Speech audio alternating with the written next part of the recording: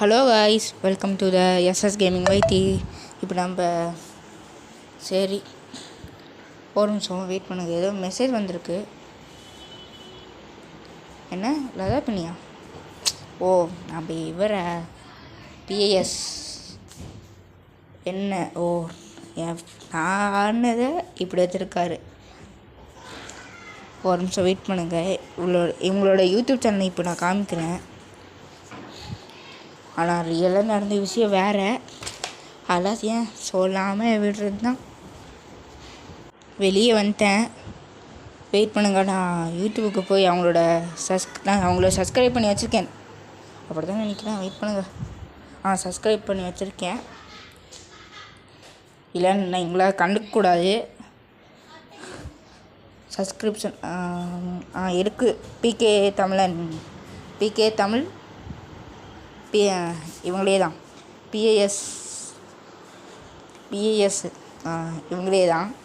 ID போய் பார்த்தீங்கன்னா PK Tamil player FF பார்த்த மாதிரி வச்சுருக்காரு. ஆனால் நடந்தது வேறு. உங்களோட யூடியூப் சேனல் லிங்க்கை நான் கமெண்ட்டில் எடுத்து வச்சுருக்கேன். எடுத்து பார்த்துக்கோங்க. வெயிட் பண்ணுங்கள். இவங்க எடிட் பண்ண வீடியோ எப்படி இருக்குன்னு பார்க்கலாம். இவரே தான். அவங்களோட இது கூட நான் இது பண்ணுறேன்.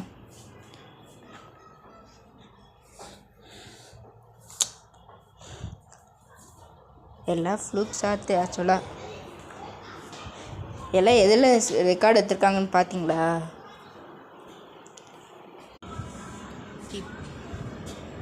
பாருங்க. அவங்க டோக் அடிக்கலான்டா பார்த்துருப்பாங்க. ஆனால் நடந்தது வேறு. அவங்க கெஜி கேட்டாங்க.